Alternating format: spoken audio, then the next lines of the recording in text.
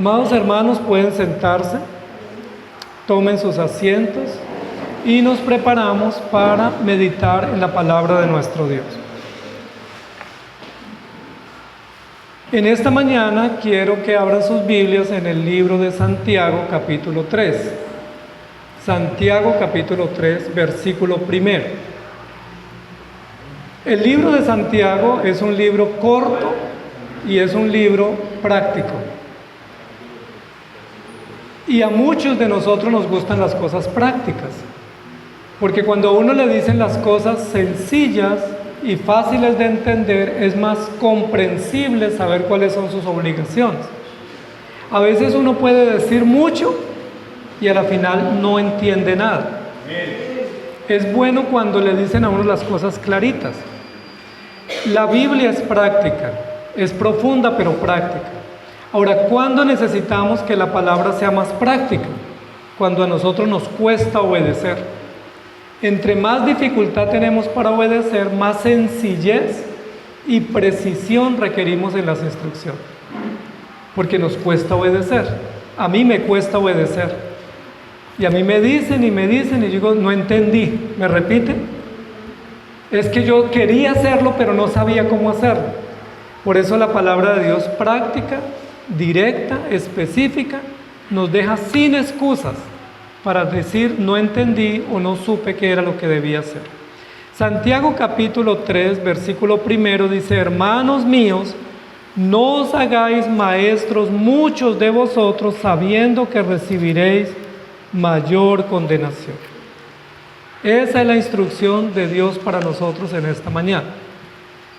Y si nosotros devolvemos la página, en el libro de Santiago, en el capítulo 1, en el versículo 19 dice: por esto, mis amados hermanos, todo hombre sea pronto para oír, tardo para hablar y tardo para airarse.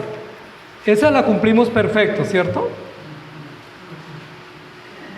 Esa instrucción ya está superada. Esa es la instrucción que nos da el escritor en la primera parte de la prédica. Santiago es una prédica. ¿Sí? Se cree que Santiago dijo este sermón en un culto dominical, exponiendo a los hermanos diversos temas que se requerían atender. Y estaba Santiago explicando, y este es el primer punto del sermón. Y el primer punto del sermón de Santiago hace muchos años, aproximadamente 2000 años, fue: hermanos míos, sean prontos para oír, tardos para hablar y tardos para airarse. De alguna manera lo que está presentando Santiago es un sarcasmo, porque nosotros hacemos todo lo contrario. ¿Sí? Nosotros somos tardos para oír, prontos para hablar y prontos para airarnos. ¿Estamos de acuerdo? Así soy yo. Pesado para oír, pero hablo muy rápido y me airo muy rápido. Cuando Santiago nos da esta instrucción, nos da la instrucción de lo que hay que hacer correctamente, pero también pone el dedo en la llaga sobre aspectos de la conducta y aspectos del corazón. Porque uno, ¿qué es lo que presta atención? ¿A qué le presta una atención normalmente? Pues a lo que a uno le interesa. Y cuando uno no presta atención a algo, uno dice: es que a mí no me interesa eso. O sea, puede que para usted sea importante, pero a mí no es importante, entonces hago caso omiso. Lo que está diciendo Santiago es: ¿dónde está la atención de ustedes? Y la atención no es un asunto de oír. La atención ya es un asunto consciente de todos los procesos del conocimiento para uno poner atención a algo que le interesa. Entonces ya está yendo Santiago de la boca y los oídos a la mente y a la conciencia. Porque una cosa es oír y otra cosa es atender o escuchar. Y si yo escucho es porque eso me interesa y mi conciencia y mi corazón están dispuestos a escuchar y le veo mucho valor a ese conocimiento. Pero Santiago rápidamente va al corazón. Dice: ok, si a ti te interesa y si esa información es buena para tu mente, para tu conocimiento, pues es porque eso produce valor en tu corazón y es porque eso tiene que ver con una vida nueva. ¿Sí me hago entender? Entonces vamos de la boca, de los oídos, a la mente y de la mente al corazón. ¿Y dónde es el centro donde Dios obra la regeneración? En el corazón. Viene toda la novedad de vida a través del corazón y de lo que nosotros somos. Entonces Santiago nos está diciendo, cuando una persona creyente es pronto para oír, tardo para hablar y tardo para airarse, está diciendo que está muy interesado en eso, está prestando toda la atención y tiene todos los sentidos puestos. Y si tiene todos los sentidos puestos es porque eso es de valor para él.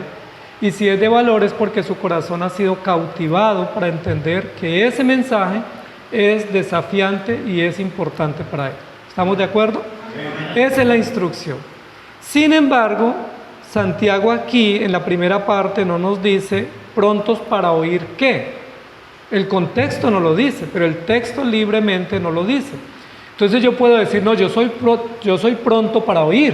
Claro, todos somos prontos para oír cuando están hablando mal de nosotros, ¿cierto? Uno detecta cuando alguien está hablando mal de uno y uno le dice, a ver, ¿qué? ¿Es conmigo? Dígame de frente. Ahí somos rapidísimos para oír, ¿cierto? O cuando uno está escuchando por ahí, miren que fulano de tal, ¿no? ¿Qué es lo que están diciendo? Me interesa saber qué es lo que están diciendo del otro, porque yo soy pronto para oír. ¿Pero para oír qué? Ofensas, bochinches, chismes, calumnias, incluso muchas cosas que son dañinas y perjudiciales, somos prontos para oír. Recuerden que los griegos eran prontos para oír nuevas cosas, porque tenían comezón de oír, es decir, les picaban los oídos por conocer cosas nuevas y nuevas enseñanzas que no tenían nada que ver con la verdad, pero eran prontos para oír. ¿Será esa la prontitud que habla Santiago? Amados hermanos, sean prontos para oír cualquier cosa. Pónganle cuidado a todo, presten oído a todo. No, está diciendo sean prontos para oír la palabra de Dios, prontos para oír la verdad y prontos para atender al mensaje y al encargo de Dios, y cierren sus oídos a las cosas que nos sirven. Y ahí sí que cuesta, ¿cierto? Porque si nos cuesta prestar atención a las cosas buenas, nos cuesta cerrar los oídos a las cosas que no convienen, porque somos muy prontos para atender lo que no conviene. Cuando dice tardo para hablar, pues es tardo para hablar de las cosas que no debo decir y no tardo para hablar de las cosas que debo decir. Alguien puede decir, yo estoy en la empresa trabajando hace 2 años, pero yo no me he atrevido a predicar porque en la iglesia me enseñaron que debo ser tardo para hablar. Es decir, que no hable tan rápido. No, esa instrucción no es así, hay que entenderla en el contexto. Cuando yo tengo que confesar mis pecados, cuando tengo que arrepentirme, ahí no debo ser tardo, debo ser pronto. ¿Cuándo debo ser tardo para hablar? Cuando no tengo el conocimiento, cuando lo que voy a decir no es oportuno y tengo que evaluar y ser prudente, y cuando simplemente yo digo por hablar y no tengo razón, argumento y fundamento. Entonces no debo hablar. ¿Sí? Si a mí me dicen una pregunta sobre algo y yo no conozco el tema, digo no, yo no tengo conocimiento. O sea, ¿para qué me pongo a inventar lo que no sé? ¿Me hago entender? Entonces cuando la Biblia dice tardos para hablar, nos está diciendo en un contexto de hablar lo que no conviene, lo que no estamos entrenados, pero sí debemos ser prontos para hablar lo que Dios nos ha ordenado que hablemos. Y también cuando dice tardo para airarse por las cosas que nos causan ira pecaminosa.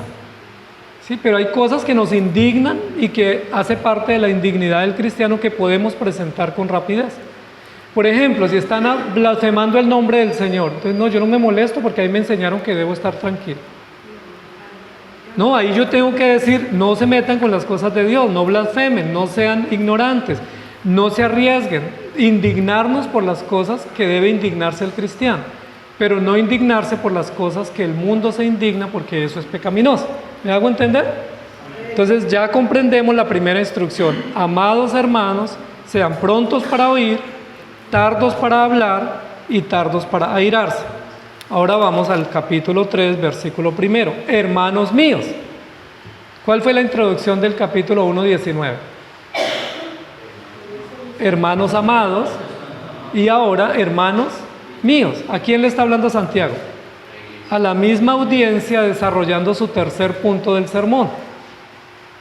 Entonces está desarrollando el tercer capítulo y vuelve a introducir hermanos míos, que es una expresión muy bonita, muy tierna, muy cariñosa a nuestro entender, pero realmente no era el propósito de Santiago ser tierno.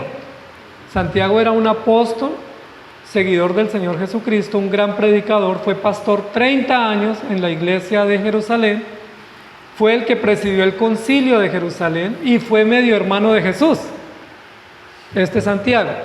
Y les dice, hermanos míos, y uno dice tan tierno, ¿cierto? Ojalá mi pastor en la iglesia nos dijera así, amados hermanos. Pero ese no era un acto de amor, era un sarcasmo. Es como cuando a uno de adulto le dicen el bebé, ¿no? Cuando a uno le dicen el bebé, ¿qué le están diciendo? Pórtese como hombre. ¿Sí? Llegó el bebé, ¿no?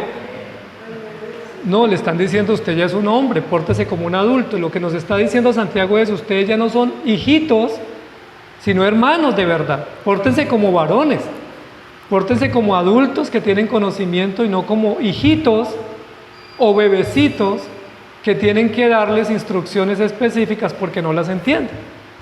Si a nosotros en la iglesia el pastor nos dijera, ay hermano, ¿usted se cepilló los dientes antes de venir? No se le olvide cepillarse, no se le olvide tender su cama, no se le olvide traerlo del transporte. Uno diría, no, yo soy un adulto, eso no me lo tienen que decir. Pero a veces cuando nos dicen, ¿leíste la Biblia? ¿Oraste al Señor? ¿Qué nos están diciendo?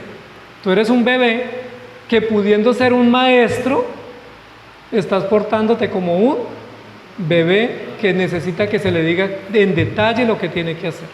Entonces, cuando la Biblia detalla cosas que tenemos que hacer, lo que nos está es poniendo en la cara un mensaje irónico de decirnos, ustedes debieran saber esto, pero me toca volver a decirles el ABC, como cuando uno está en preescolar. Yo sé que eso no pasa con ustedes son adultos en la fe, maduros en la fe, pero Santiago dice que él tiene que tratarlos como a unos bebés que están en pañales y decirles otra vez lo que ya debieran saber. Y aquí vuelve y les dice, hermanos míos, es decir, otra vez usa una mención genial que es, estamos en Cristo, somos hermanos unos de otros, tenemos un Padre en común, pero tengo que tratarlos como mis hermanitos menores, como hermanitos o hijitos, cuando debieran ser hermanos crecidos.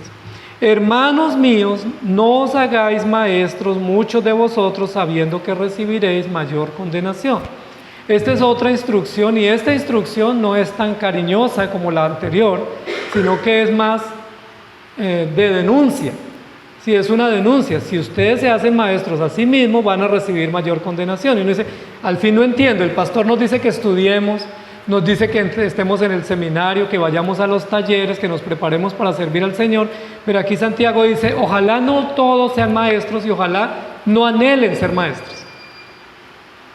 Entonces, bueno, pues eso era lo que yo quería, no enseñar y no hacer nada. Pero me puse a estudiar, me gradué y ahora me dicen que ojalá no sea maestro. Entonces, al fin, ¿qué hago? Me confundo. Santiago lo que está diciendo es, no se hagan maestros muchos de vosotros. Y este es un llamado de atención interesante, porque de alguna manera los dos primeros puntos del sermón era aludiendo a toda la congregación. Hermanos, sean atentos a escuchar lo que el maestro o los predicadores les dicen. Cuando vengan a la iglesia, vengan con la disposición de oír más que de hablar. Cuando vengan a la iglesia, no hablen tan rápido, escuchen primero lo que se está diciendo. Y si algo de lo que dicen los maestros o los predicadores en la iglesia les molesta, pues no se molesten tan rápido, evalúen lo que está diciendo. Porque a veces uno dice, es que los que llegan tarde, uno dice, ya se metió conmigo y me ofendo. Es que los hermanos que no participan, ya se metió a ofender. Estamos tan susceptibles a la ofensa que cualquier mirada o cualquier actitud la tomamos personal y nos incomodamos. Y hay personas que dejan de venir a la iglesia por una cosa simple. ¿Sí? No es que yo fui allá y no me dieron café, entonces yo por allá no vuelvo. Es que allá le echan vainas a uno. No es que no es para usted, es Dios para todos diciéndonos cosas, y cada uno recibe lo que Dios tiene para sí.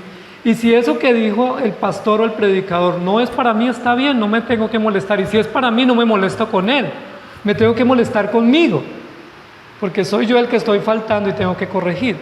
Ahora Santiago pasa en el capítulo 3 a dar una instrucción sobre los maestros o los presuntos maestros en la iglesia.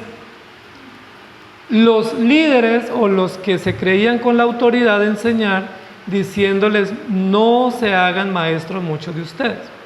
Primero Santiago advierte a la congregación: cuando ustedes vengan a la iglesia y tengan maestros al frente, escuchen con atención, presten oído a lo que ellos dicen, no hablen tanto, no se distraigan, escuchen para ver si lo que ellos dicen es verdad y para que ustedes aprueben y se edifiquen con la enseñanza. Si ellos les piden hablar, mejor escúchenlos a ellos, porque ustedes vienen a aprender. ¿Sí? ¿Qué tal uno? Bueno, yo no estoy de acuerdo, yo tampoco estoy de acuerdo, a mí no me parece. Pues se vuelve una plaza de mercado y no logro aprender de un maestro puesto por Dios. Y si él dice cosas que a mí me ofenden, no me debo ofender fácilmente, sino revisar si eso que él dice tiene razón y si eso me está pasando a mí, corregir. Si él dijo que llegaron tarde y yo estoy llegando tarde, pues corrijo, punto, no me moleste. Es que algunos no saludan, yo soy ese, ok, voy a corregir. Es que algunos son distantes y no se integran, eso me pasa a mí, entonces yo lo corrijo, no me molesto. ¿Estamos de acuerdo? Ahora Santiago pasa al otro lado y es, bueno, ahora hablemos de los maestros. Porque es importante no solo hablar de los que escuchan a los maestros, sino de los que se ponen al frente como maestros. Y ese punto los maestros decimos: pasémoslo rápido.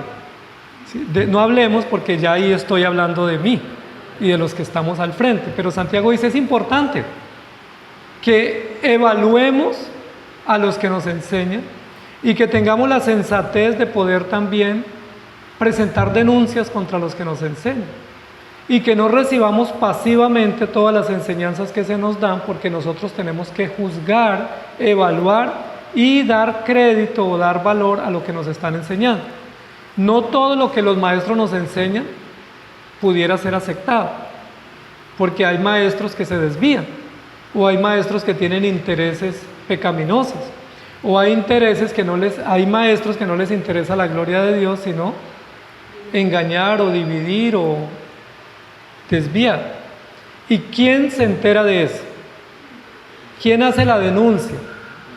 Los oyentes. No venimos a juzgar a los maestros, venimos a prestar atención, a revisar si lo que él dice es así. Si no es así, tenemos que decir: allá nos está enseñando lo correcto, y llamar la atención, porque esa es nuestra obligación. ¿Estamos de acuerdo? Así como los maestros nos llaman la atención por la palabra, nosotros los oyentes, que no somos oyentes pasivos, sino miembros activos, que tenemos al Espíritu Santo, también tenemos que decir: pastor, eso que usted enseñó no me parece, ¿me puede explicar la base bíblica? Eso que usted explicó hoy se contradice con lo que nos venía diciendo en los meses anteriores, ¿me puede explicar por qué? Sin censura ofensiva, sino con sabiduría, debemos llamar la atención. Santiago entra a tocar uno de los temas más complicados que tenía la iglesia, y era el tema de los maestros. Y es interesante porque está en un capítulo con una temática que es la temática de la lengua. ¿Y quiénes son los que más hablan en la iglesia?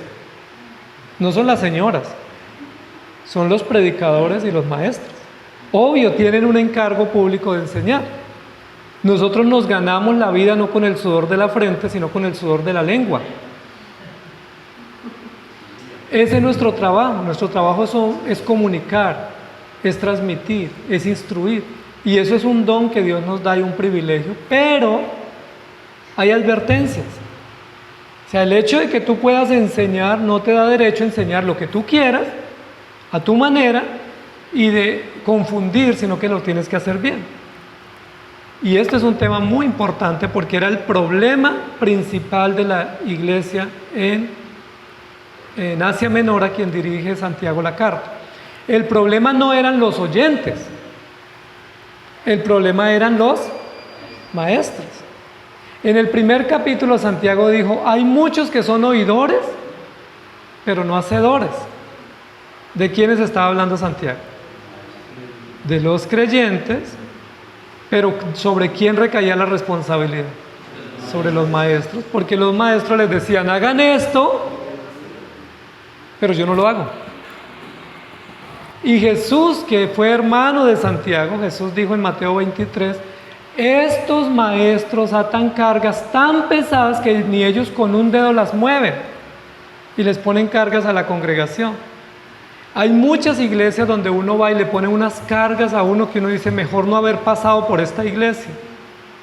Porque en lugar de darme esperanza, en lugar de darme paz, en lugar de escucharme, de darme fuerza y darme aliento, lo que hicieron fue agotarme más con cargas pesadas, como no vayas, no gustes, no toques, no mires, todo es malo, y en lugar de tener libertad y gozo, termino oprimido. ¿Les ha pasado? ¿Conocen algunos lugares así? Aquí no es. Porque aquí no nos hacen eso, aquí nos tratan con sabiduría. Y nosotros sabemos que tenemos tranquilidad y gozo de que la enseñanza que nos dan es bíblica y que es para la gloria de Dios, pero para nuestro bien. No para causarnos tropiezo, no para manipularnos, no para explotarnos, sino para edificarnos. Santiago nos está diciendo que los que oyen y no hacen, el mayor problema está en los maestros. Porque los estudiantes o los oyentes se parecen a los maestros. Y si uno como maestro no logra ser ejemplar, pues ¿cómo va a ser la congregación? Igual. En el segundo capítulo la denuncia fue: muéstrame tu fe con tus obras. ¿Sí? Porque decir que tengo fe es fácil. Los demonios también tienen fe, pero los demonios no son salvos. Santiago incluso dice que algunos, en el contexto de la denuncia del capítulo 3, son como demonios en la iglesia enseñando cosas bonitas, cosas interesantes, pero ellos no las ponen en práctica y no las evidencian con obras o con ejemplo. Y Santiago dice: muéstrame tu fe con tus obras. Muéstrame. ¿Puedo ver tu fe? Muéstrame para yo ver tu fe, qué tan robusta es y qué tan firme. Y hace una denuncia muy fuerte en el capítulo 2.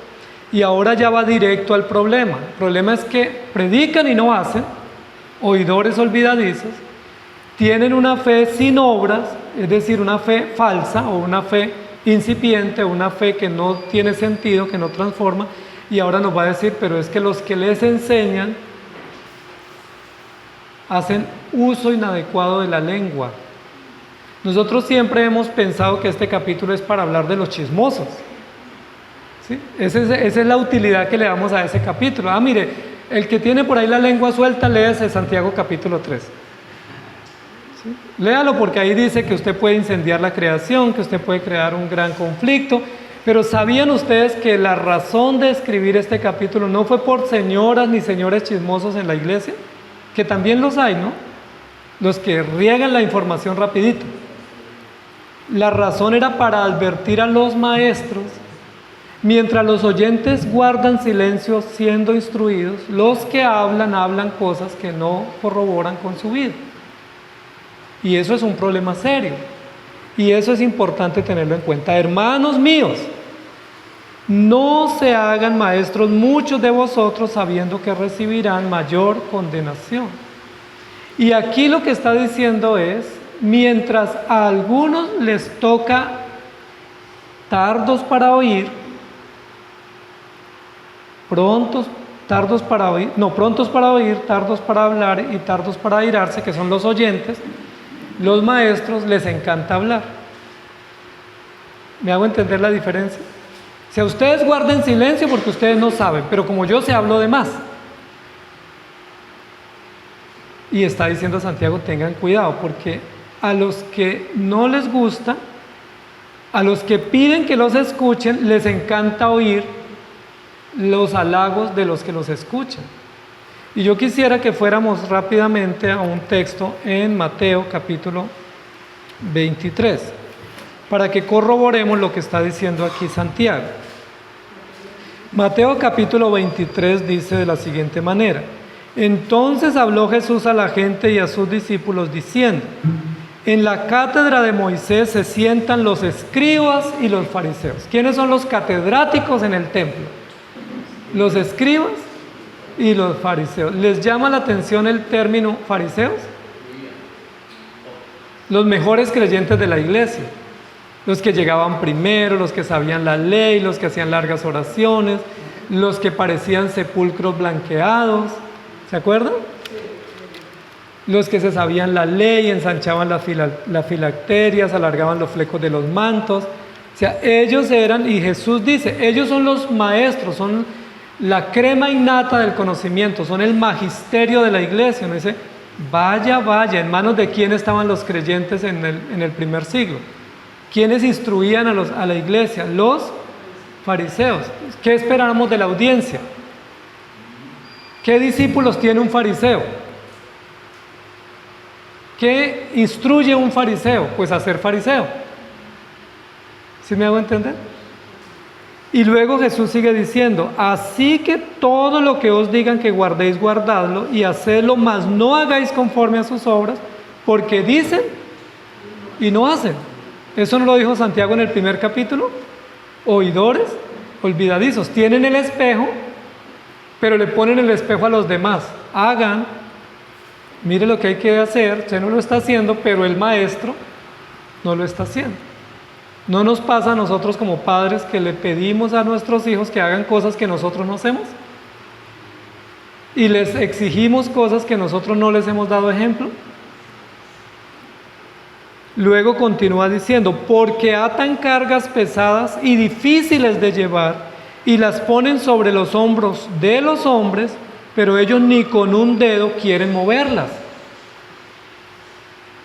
Interesante. Está describiendo a quiénes, a los maestros del templo en la época de Jesús. Jesús está haciendo una denuncia que le va a costar la muerte, porque esa denuncia incomodó terriblemente a los sectarios fariseos que no podían admitir que alguien los descubriera y los pusiera en evidencia diciendo que eran falsos, porque ellos se habían ganado una reputación admirable.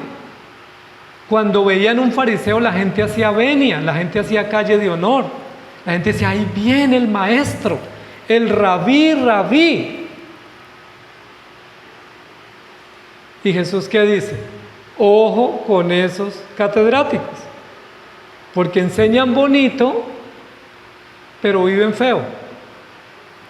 Manipulan, abusan y sobrecargan a la congregación con tareas que ellos no cumplen, simplemente para ellos mejorar su prestigio, para mejorar su reputación. Cuando uno va a una iglesia donde le ponen cargas, uno al principio le gusta, por eso le ponen cargas, porque uno permite. Entonces uno llega y le dice, no, aquí tiene que levantarse todos los días a las 5 de la mañana a orar. ¿Está dispuesto o no? Entonces dice, no, pues claro, yo estoy dispuesto. Y aquí toca ayunar 4 días a la semana. Ah, no, pues hagámosle, porque si eso es el ritmo. Y acá usted tiene que venir al culto a las 5 de la mañana y luego venir al de las 8 y luego venir el martes y el miércoles y el jueves y el viernes y el sábado y el festivo también con su familia. Y eso le va a pasar el milagro. Y uno dice, no, pues si me llega el milagro yo lo hago. Y después de unos meses uno que dice, me quedé sin espacio, me manipularon, ¿pero por qué me manipularon? Porque yo también lo vi como bueno en el momento. Y luego sigue Jesús diciendo, antes hacen todas sus obras para ser vistos por los hombres. ¿Qué más dice? Ensanchan sus filacterias y extienden los flecos de los mantos. ¿Eso era un mandato bíblico? No. Dios nunca dijo, mire, alárguele a la falda y alárguele a la filacteria. No, eso no era el mandato. Eso lo hacían ellos a modo propio, como queriendo impresionar, ¿cierto? Yo quiero impresionar. ¿Cómo los impresiono a ustedes? Entonces, para yo impresionarlos, les digo que me dieron las 3 de la mañana hablando con el pastor y que a las 3 de la mañana él se fue a dormir y yo me fui a orar. Entonces, uy, wow, tenaz, admirable. No fue cierto. Yo no me fui a orar, me fui a dormir. ¿Para qué presumo? Pastor, es que lo llaman a uno a las 8 de la mañana y dicen, pastor, disculpe si le interrumpo su devocional. Yo le digo, sí, claro, atrevido, llevo 4 horas durmiendo y me lo dañó el sueño. Pero los fariseos, ¿qué decían? Sí, es que esta es mi segunda jornada de oración. Presumían. Y Jesús dice, ellos son falsos. Hacen cosas para ser vistos, para llamar la atención y para generar tendencia, diríamos hoy, sobre ellos cuando realmente son falsos, son pecadores y están encubriendo. Luego dice, y aman los primeros asientos en las cenas y las primeras sillas en las sinagogas. Aman los primeros asientos. Jesús lo dijo y Santiago lo repitió en el capítulo 2. Si vienen dos personas a la iglesia, uno bien vestido y otro mal vestido, ¿qué hacemos con el bien vestido? No, qué emoción, llegó el doctor. Sí, entonces hay que guardarle la camioneta en el parqueadero porque corre peligro el carro afuera. Y al doctor, ¿dónde lo ponemos? A ver, en la silla privilegiada. Nos alegra que el doctor esté acá y nos acompañe. ¿Cuánto anhelamos que viniera? Y nos alegra que esté acá en primera fila. Bienvenido, doctor. ¿Tiene algunas palabras para decir? Pero el que está mal vestido, ¿qué le decimos? No, aquí no es el lugar para usted. Usted afea, usted apesta. Eso es lo que está diciendo Santiago. Si le dan buen lugar al que llega bien vestido, ¿qué hacían los fariseos en las sinagogas? Amaban los primeros lugares. Y Jesús dice, si hacen acepción de personas, y Santiago lo repitió, cometéis pecado. ¿Quiénes eran los líderes de la acepción de personas? Los fariseos, eran los maestros. ¿Por qué Pablo dice en la Biblia que Dios tuvo que humillarlo? Porque era muy pretencioso o petulante y usaba su conocimiento para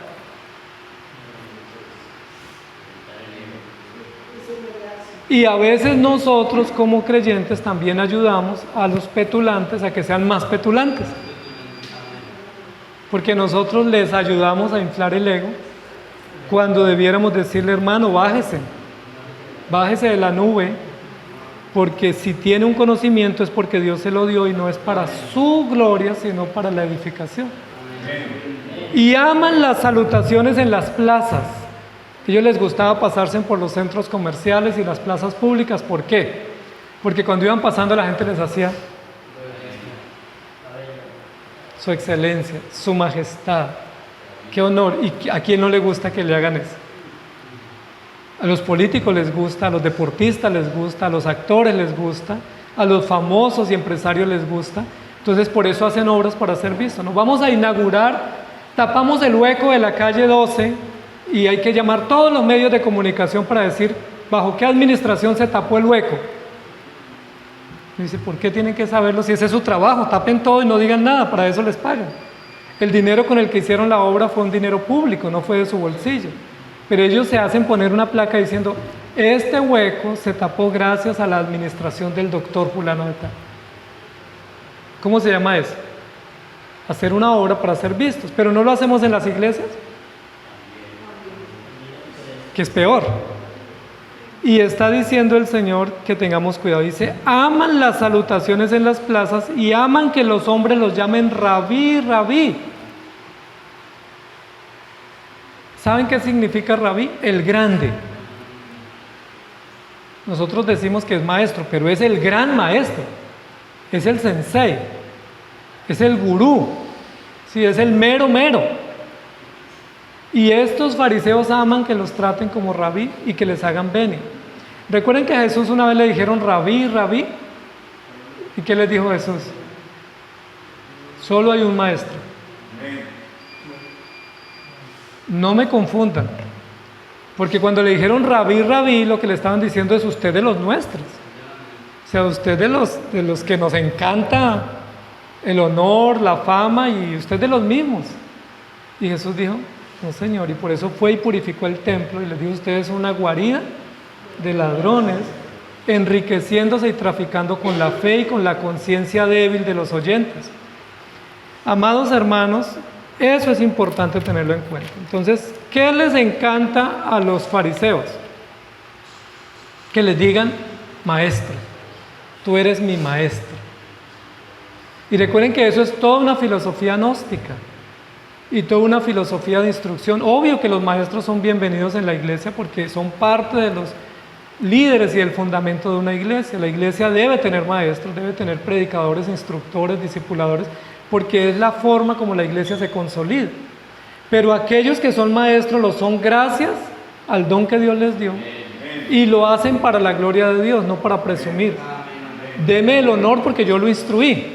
No, es para la gloria de Dios. Pero el hecho de que seamos maestros, los pastores o los predicadores, no nos da derecho para presumir. Es que todo lo que saben ustedes es porque yo lo he enseñado. Gracias a Dios les he enseñado bien, porque no es así. Y los fariseos eran expertos para presumir. ¿Por qué? Porque a ellos les encantaba que les dijeran Rabí. Les encantaba, amaban esa salutación. ¿Cuál es la mejor salutación que a ustedes les gusta? A veces uno como predicador le encanta que le den saludos honoríficos. Pero si a mí me dicen Ismael me deshonra, no, ese es mi nombre. No me deshonra, es que ese es mi nombre. Si a mí me dicen un siervo, pues no, ese es mi llamado. O si me dijeran es que él es un pecador redimido, pues claro. O me dijeran siervo inútil, también eso me identifica. Pero hay algunos que dicen, no, solo acepto que me diga su majestad, o su excelencia, o reverendo, apóstol. ¿Es aquí en esta iglesia así? Apóstol. A veces usamos unos títulos grandilocuentes porque eso es lo que hay en nuestro corazón. ¿Sí? Yo solo acepto que me digan doctor, pero si me quitan ese título ya no soy nadie y me confunden. No nos identifica ser doctor, nos identifica ser hermanos. Y cuando somos hermanos, tenemos un mismo Padre. Y el mayor título que tenemos como hijos de Dios es ser hermanos entre nosotros. Y frente al Evangelio, el mayor título es haber sido redimidos del pecado. Somos pecadores redimidos. Ese es el mayor título. Los demás títulos no importan. ¿Para qué sirven? Eso sirven cuando uno va a pasar la hoja de vida. Porque en la hoja de vida en la empresa sí le evalúan a uno experiencia y muchos factores de conocimiento. Pero en la iglesia, ¿qué nos evalúan? No hay filas por orden de títulos o de experiencia o de logros, sino todos somos pecadores. ¿Se acuerdan cómo Santiago llamó a la hermana Rahab en el capítulo 2? Rahab la prostituta o la ramera. Y me dice, uy, Dios mío, ¿dónde está? Enseguida todos miran a ver dónde está la esposa. Al lado de la hermana Rahab, la prostituta. Habían pasado casi 3.000 años y Santiago, casi 2.000 años y Santiago la sigue llamando Rahab la ramera. Y dice, ¿por qué no le quitan el título? Deberían decirle Rahab la santa hija de Dios, la fervorosa servidora de Dios y ancestro de la genealogía de Jesús. Pero Santiago llama la ramera. Dice, ¿por qué? Porque el Señor es hábil en mostrar lo que a nosotros más nos humilla para decirnos, eso eres tú.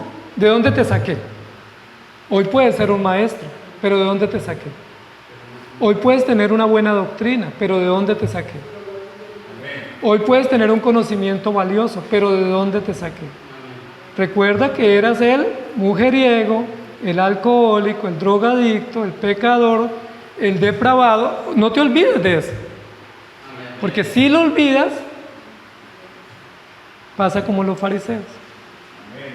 ¿Sí me hago entender? Tener los pies en la tierra es importante porque a veces se nos olvida de dónde nos sacó el Señor. Ayer hablábamos sobre Pablo, cuando Pablo le dice al Señor, quítame este aguijón.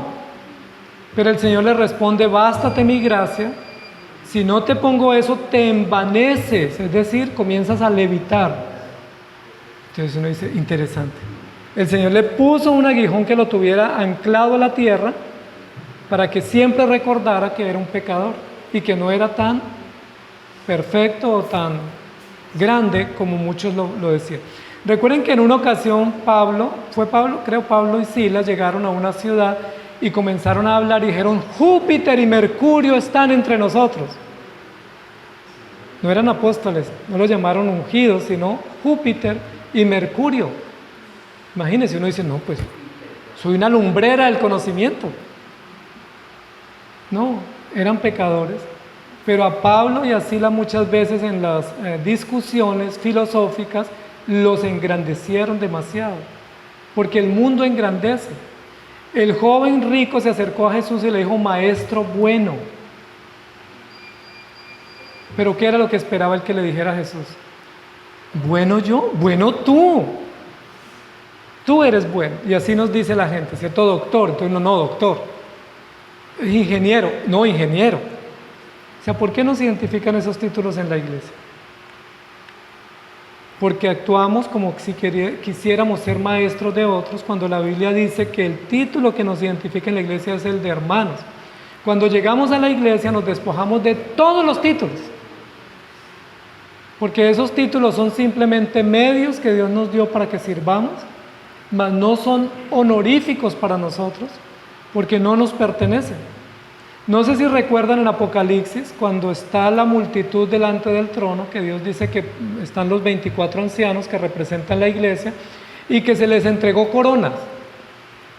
Pero dice que los 24 ancianos toman la corona en sus manos y se hincan todo el tiempo delante del Cordero y dicen: esta corona es tuya y te pertenece a ti, porque tú nos salvaste. Es decir, ni siquiera se atreven a poner la corona en la cabeza y tomarse una selfie y publicarla, así como ¿cómo me veo con corona? No, esto no es mío, esto es tuyo, Señor, y se hincan todo el tiempo y dicen: porque a ti te pertenece, porque tú nos salvaste. Pero a veces cuando queremos que nos honren, nosotros decimos: no, es que esto es mío. Y aquí lo que está diciendo es: ¿por qué a los maestros les encanta oír que les digan rabí o reverendo? ¿Por qué les encanta? Cuando la Biblia dice que nos debe encantar es lo que Dios diga de nosotros y no lo que la gente diga de nosotros. Y porque muchos de estos maestros están descritos por el Señor, eran fariseos. Dice: pero vosotros no queráis que os llamen rabí. Mire cómo Jesús les dijo. Por eso cuando a Jesús lo llamaron rabí se ofendió. Jesús no dijo: sí, claro, yo soy el verdadero maestro. Si necesitaban uno, yo soy. Jesús no dijo: no me llamen rabí, porque yo no soy rabí, yo no soy de la clase de ustedes. Fariseo, que dice cosas que no son, que explota, que obra para ser visto. Yo no soy así, no me confundan. Por eso cuando Jesús fue al templo, fue a leer el profeta Isaías diciendo: hoy se ha cumplido esta escritura entre ustedes, pero no fue a decir: estoy de acuerdo con lo que ustedes enseñan. ¿Quiénes fueron los que firmaron el acuerdo de muerte para Jesús?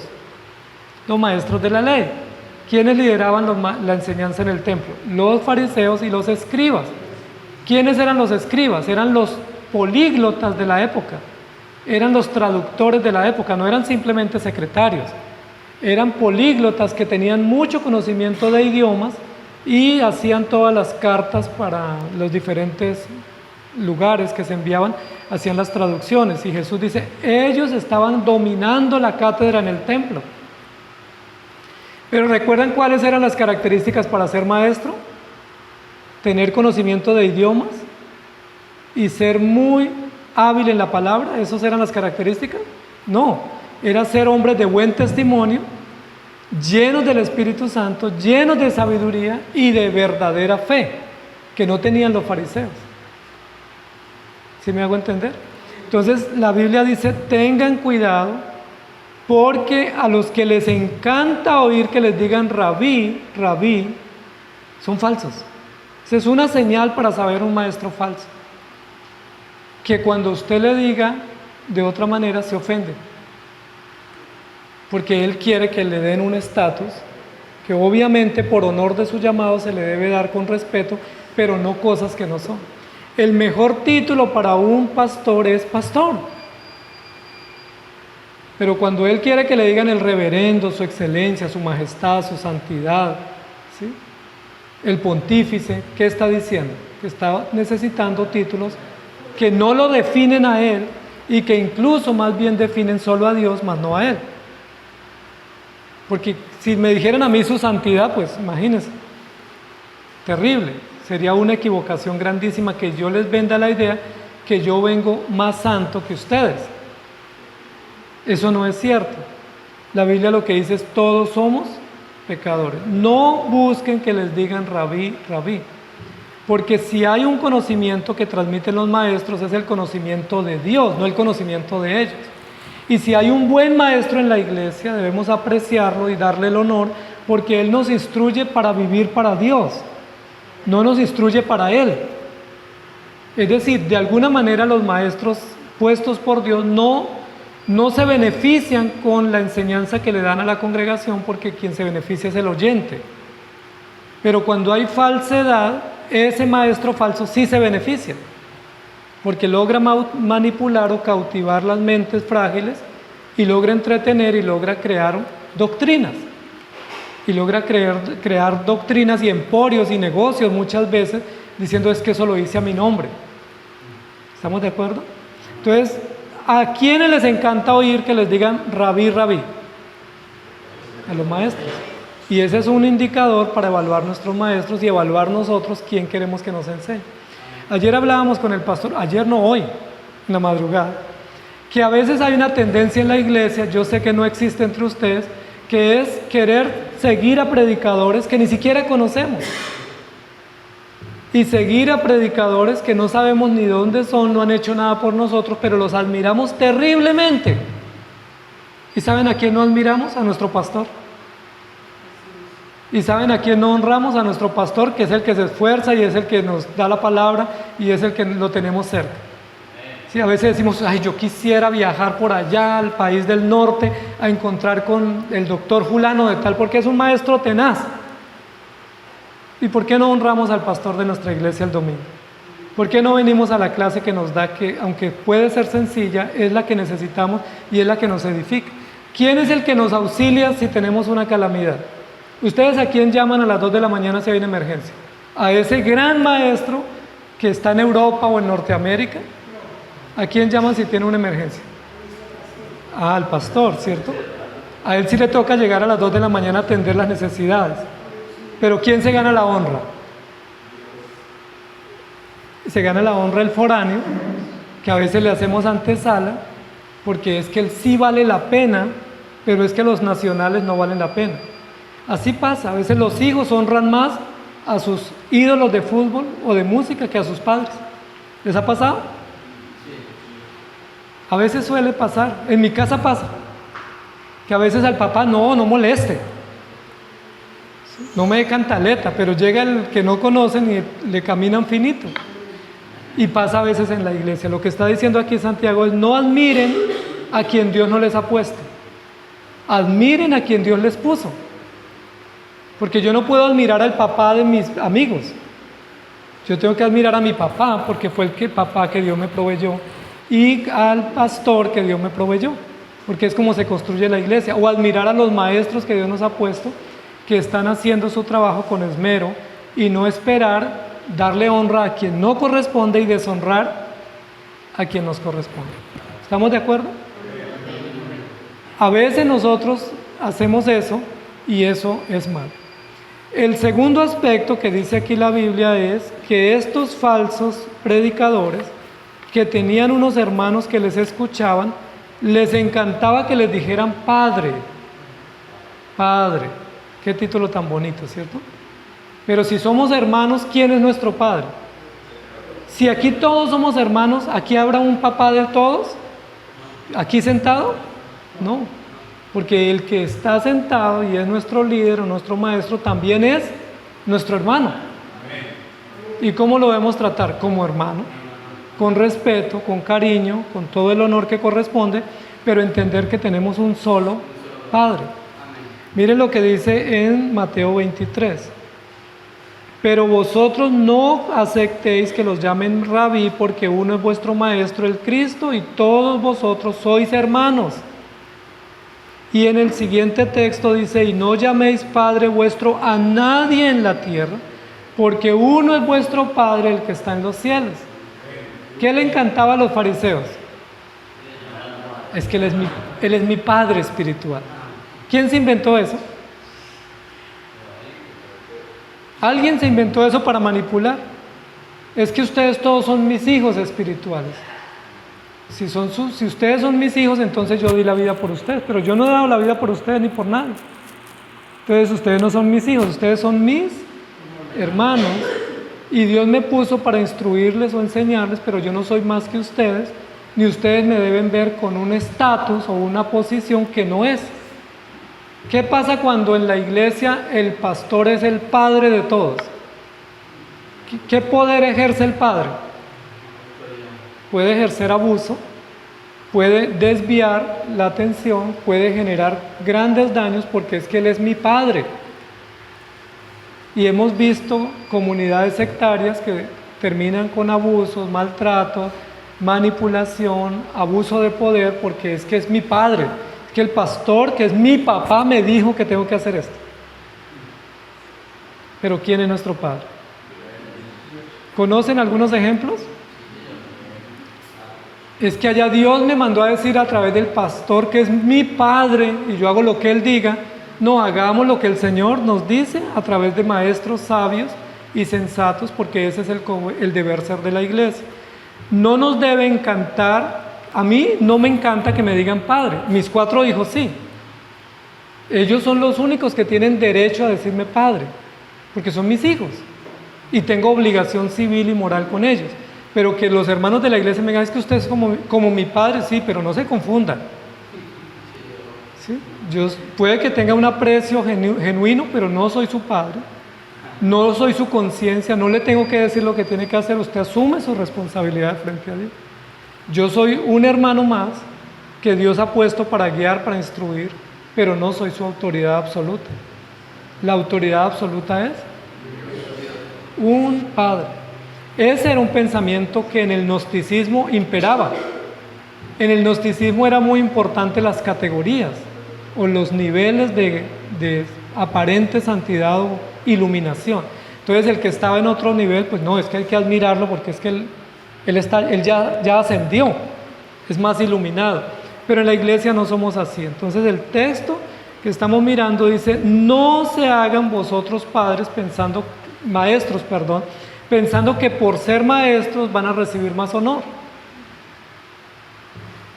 Pasa más bien lo contrario, que cuando hay un verdadero maestro en la iglesia, a ese no lo honran, sino que lo deshonran.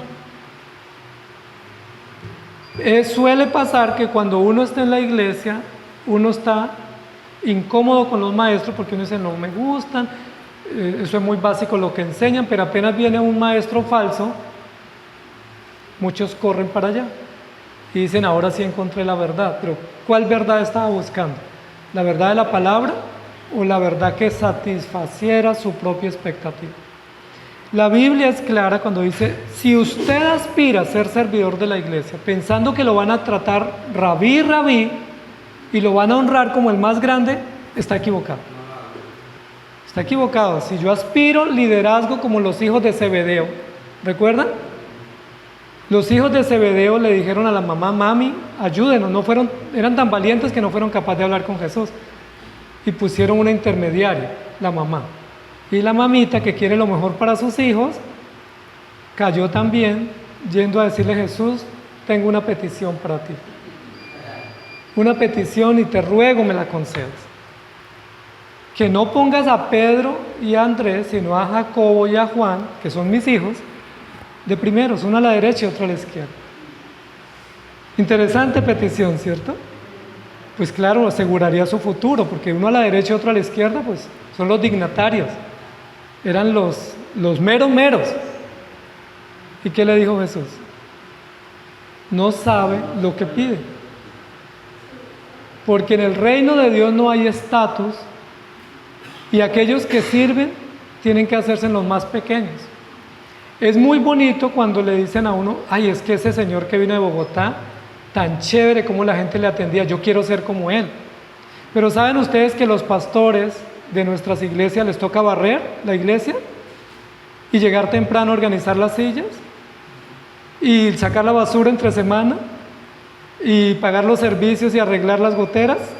Entonces uno dice, no, eso ya no quiero, yo quiero es el domingo allá que todos me aplaudan y me admiren y los autógrafos, pero tapar goteras, mercar, llegar temprano, venir entre semana a hacer muchos servicios, eso ya no quiero. Entonces no quería servir al Señor, lo que quería era una plataforma para ser visto. Y si eso es lo que yo quiero, entonces ya tengo mi recompensa. Porque la Biblia dice, lo que hagan para el reino, háganlo no para ser vistos, sino háganlo con amor porque Dios ve. Yo no tengo por qué decir a qué horas me levanto y oro, porque eso no es testimonio. Si usted ora, dele gracias a Dios porque puede orar, pero no venga a decir, hermanos, es que gracias a Dios mi vida de oración está más fuerte, ya oro 3 horas al día. Bueno, pues gloria a Dios, chévere, ojalá orara más, por los que no oramos tanto. Sí, pero el hecho de que ore más no lo hace mejor al que no ora tanto. O el hecho de que estudie un curso no lo hace superior al que no estudió. O el hecho de que sepa los 5 puntos del calvinismo no lo hace más salvo que el que no lo sabe, porque la salvación es por gracia y porque los honores o los puestos los pide el mundo, y cuando yo los pido estoy comportándome como el mundo. Jesús le dijo, ustedes no saben lo que piden, porque el que va a estar a la derecha, o los que están a la derecha son mis hijos y los que están a la izquierda son los cabritos.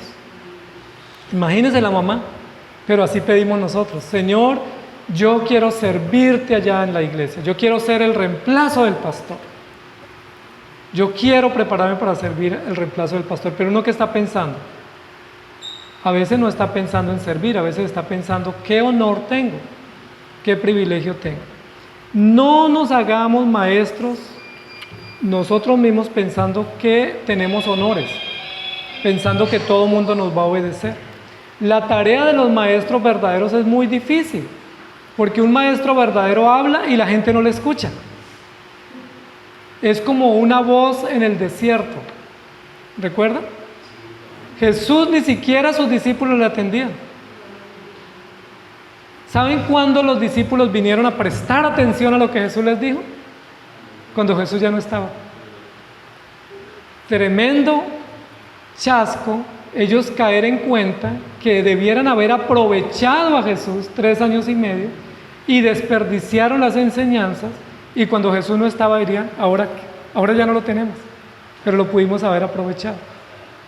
Y Jesús, siendo el mejor maestro de maestros, los discípulos no le entendieron.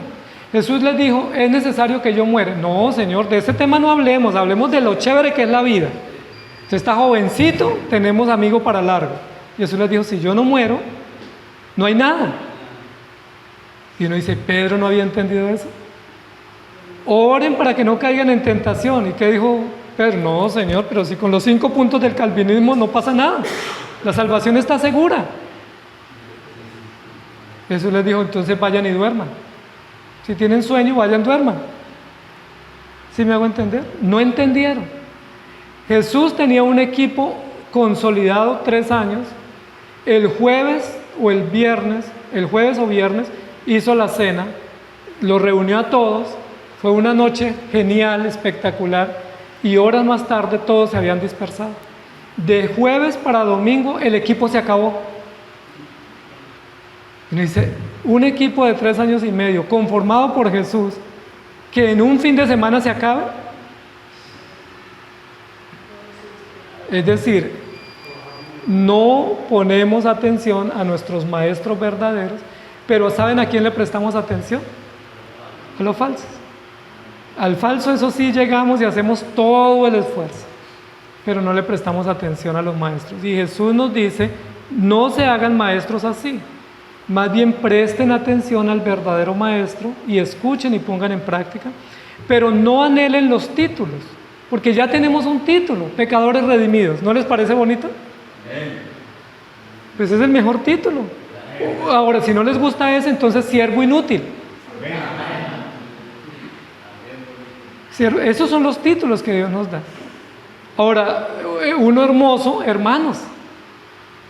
Ese es el título que nos identifica. Aquí somos hermanos, no importa el color, no importa la antigüedad, no importa el estatus, todos somos hermanos. Es la familia más diversa que tenemos, de gente de diferentes edades, colores, condiciones, y nos podemos sentar en la misma sala y tomamos café de la misma taza. Pero si uno es el gerente en la empresa, uno no toma café con el portero. Ah, no, yo qué voy a unirme con el portero, con la aseadora. No, yo soy el gerente, no confunda. Pero en la iglesia, todos tomamos de la misma taza porque somos hermanos. ¿No ven la diferencia? Esa es una verdadera enseñanza. Un maestro nos tiene que enseñar no solo la verdad, sino enseñarnos con ejemplo la sencillez, la gratitud el amor verdadero y no hacer acepción de personas. Y eso es muy valioso. No que los llamen por títulos, porque ni somos maestros como el mundo, ni somos padres de los demás. Solo hay un maestro que es Cristo. Y los que enseñamos la palabra de Dios. Y si enseñamos la palabra de Dios y ustedes dicen amén a esa enseñanza, ¿a quién dijeron amén? ¿A mí o a Dios? A Dios. Cuando yo les leo y les digo esto es palabra de Dios, pues el honor no es para mí. Yo también tengo que obedecer. Y cuando ustedes escuchan a los pastores, que son como padres o maestros que les han instruido, aunque ellos sean como padres, no son nuestros padres. Porque tenemos un Padre eterno a quien rendimos cuenta y obedecemos. Pero miren el otro aspecto. Versículo 10 del capítulo 23 de Mateo. Ni seáis llamados maestros, porque uno es vuestro maestro, el Cristo. El que es el mayor de vosotros sea vuestro siervo, porque el que se enaltece será humillado, y el que se humilla será enaltecido. Miren lo interesante. ¿Por qué algunos de la congregación soñaban con ser maestros? Porque estaban en las grandes ligas. Porque si yo soy maestro como mi sensei, entonces a mí me van a honrar como lo honran a él. Eso es genial. La pregunta es, ¿ellos querían ser maestros para servir? ¿Para enseñar? ¿Para restaurar? No. Y eso es doloroso, amados hermanos. Es doloroso que en muchas iglesias nuestros grandes maestros ni siquiera sepan dónde viven sus ovejas. Ni siquiera sepan si sus ovejas tienen trabajo o no, si comieron o no, si están sanos o no. Que en los grandes ministerios se muere una familiar de un creyente y el creyente tiene que verse por su propia cuenta cómo soluciona el problema, porque su gran pastor, donde le llevó los diezmos y donde se consagró, ni siquiera se dio cuenta. O que usted le pida una cita y le digan, no, es que eso sí es de aquí a 5 años que hay agenda, porque ¿y usted quién es? No, yo soy miembro de la iglesia, yo vengo hace 20 años. Ah, no, tengo que hacer un chequeo de la hoja de vida para ver quién es. Incluso algunos revisan el registro de diezmos y dependiendo de los ingresos, programan las visitas. Excelente idea, ¿no? La Biblia dice, no es así. El maestro es el que está conmigo en el dolor. Ese es el verdadero pastor. ¿Quién es el verdadero maestro? El que conoce mi necesidad y me auxilia. El que si yo tengo una urgencia a las 2 de la mañana y voy y lo importuno, él no se molesta, sino que me auxilia. ¿Quién hace eso? ¿El falso? No. ¿Quién hace eso? ¿El externo que está por allá en otro lugar? El que está al lado, que da la vida por mí y que Dios lo puso para que me restaure, me auxilie y a quien debo honrar. Si ustedes o yo aspiramos a ser maestros pensando ser guías de otros, nos equivocamos. O si yo quiero ser maestro porque es que me invitan y me muestran, dice la Biblia, no, vamos a recibir mayor condenación. Noten el tema, porque recibirán mayor condenación. ¿Quiénes? Esos maestros falsos, pero ¿quiénes también reciben mayor condenación? Los oyentes que se prestan. Recuerden que ayer hablamos de la responsabilidad. Yo no puedo decir es que me engañaron, no, es que yo fui a buscar el engaño. Porque a mí no me fueron a recoger de la casa. Yo fui por mi cuenta a escuchar ese discurso y dije, me gusta, pero era engañoso. ¿Sí me hago entender? Cuando yo soy víctima de una falsa doctrina, yo lo decidí. Yo estaba buscando eso y yo quería que me manipularan. Yo me sentía a gusto los primeros años y luego después digo, es que allá me engañaron. La mujer que me diste, ¿recuerda Génesis 3? ¿Por qué no decir yo fui engañado porque yo quería eso?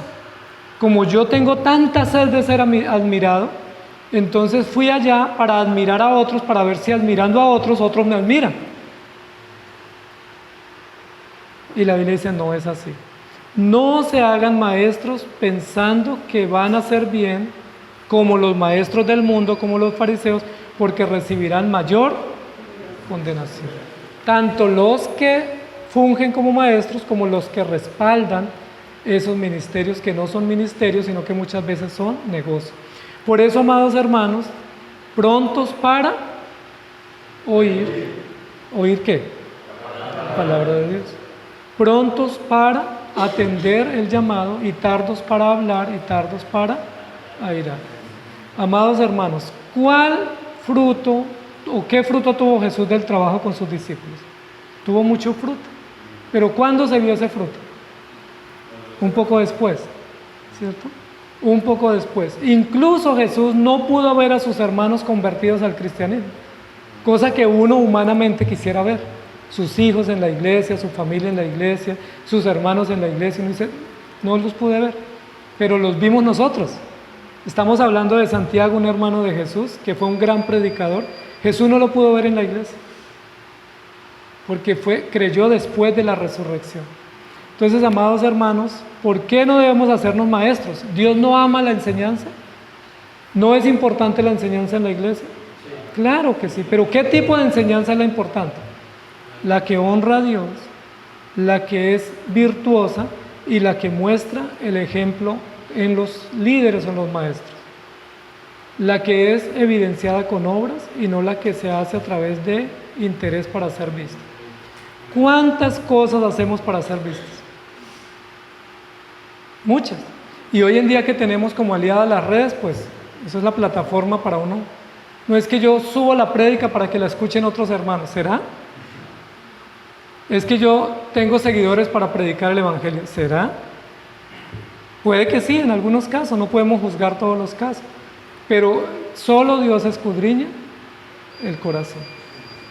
No nos hagamos maestros para nuestro propio interés, pero sí apreciemos y admiremos a los maestros que Dios nos ha dado, que han impactado nuestra vida. Dice la Biblia, si ustedes han tenido pastores que han marcado su vida para bien, admírenlos, sigan su ejemplo, imiten su fe y honrenlos, sujétense a ellos. Interesante el ejemplo. ¿Cómo yo sé si un pastor ha hecho cosas valiosas a Dios a través de su vida en mi vida? Con el tiempo, con la consistencia, con la permanencia y con el fruto. Entonces, que Dios tenga misericordia de nosotros y que nos encante oír, pero oír lo que Dios dice de nosotros y no lo que otros dicen de nosotros. Y que a los pastores nos encante oír lo que Dios dice de nosotros y no lo que a nosotros nos gusta oír. Porque si tenemos interés en ser admirados, el ministerio pastoral no es el lugar.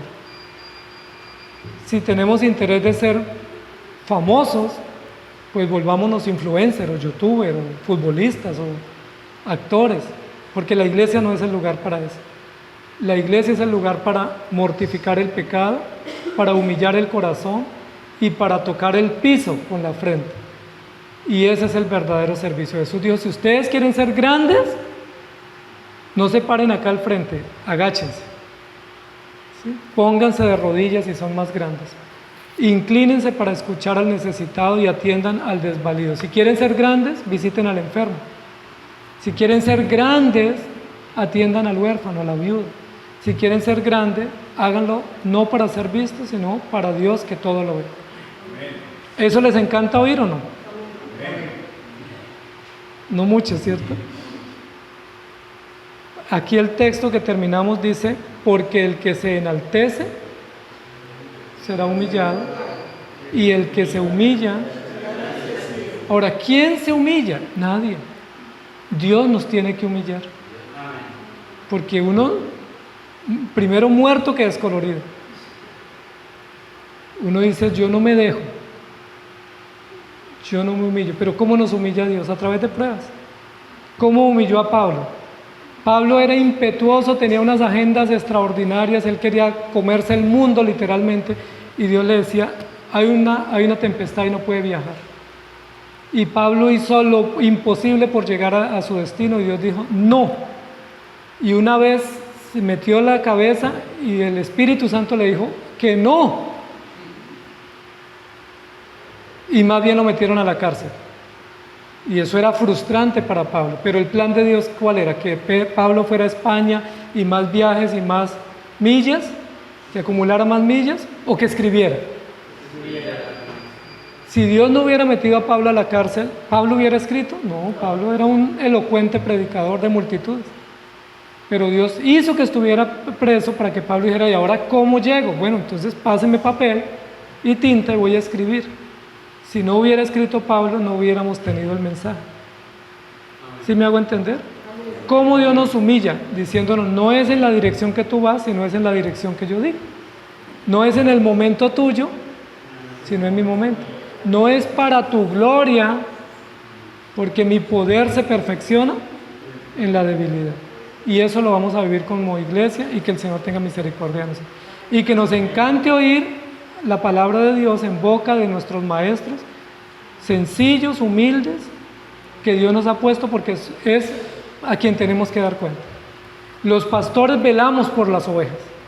O sea, el pastor tiene que velar por ustedes. Pero ¿saben quiénes tienen que velar por el pastor? Ustedes. Ustedes son los que tienen que velar por el pastor. Son ustedes, porque ¿quién más? O sea, a nosotros no vela por nosotros el Estado, ni tenemos una disposición del gobierno para nosotros. ¿Quién vela por el pastor y su familia? Ustedes. ¿Qué deben hacer como cuidadores de su familia pastoral? Orar, ¿qué más? Quejarse, ponerles cargas pesadas, no, considerarlos. ¿Qué es una consideración? Bueno, pues hoy es un día de descanso, dejémoslos tranquilos. Él merece también descansar, no juzgarlos.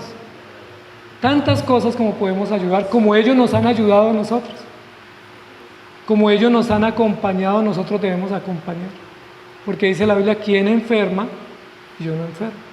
¿Ustedes quieren descansar? Los pastores también. ¿Ustedes les gusta que los traten bien? A ellos también. ¿Ustedes necesitan que alguien ore por ustedes? Ellos también. Entonces, ¿por qué no ser recíprocos y edificarnos mutuamente? ¿Amén? ¿Eso les encanta oír o no? A nosotros nos encanta cuando el pastor nos dice, te voy a visitar porque te extrañé. Pero ¿por qué yo no digo, por qué no llamo al pastor y lo visito, a la esposa o a su hija, y oro por ellos, veo cómo están, no metiéndome en lo que no me corresponde, sino sanamente interesado en orar y en apoyar la familia de la iglesia? O bueno, si no voy a la casa, entonces llego temprano a la iglesia y ayudo. ¿Qué puedo hacer? Una forma genial de ayudar, y que el Señor nos ayude, pastor. Señor, gracias te damos por tu palabra nos enseña la importancia de recibir el mensaje con solicitud, de atender la enseñanza que tú nos das y de no prestar atención a enseñanzas fuera de la palabra, o maestros que aunque nos enseñan de acuerdo a la palabra, no acompañan esa enseñanza con su ejemplo, que no acompañan esa enseñanza con una actitud sencilla, amorosa, cercana, sino que son distantes, tiranos, se creen jueces, se creen guías, se creen padres, se creen maestros, cuando realmente son iguales a nosotros. Ayúdanos a los que somos maestros a seguir el ejemplo tuyo, porque el verdadero maestro de maestros y el verdadero y único Padre y nuestra única guía por excelencia se humilló, se agachó, se bajó.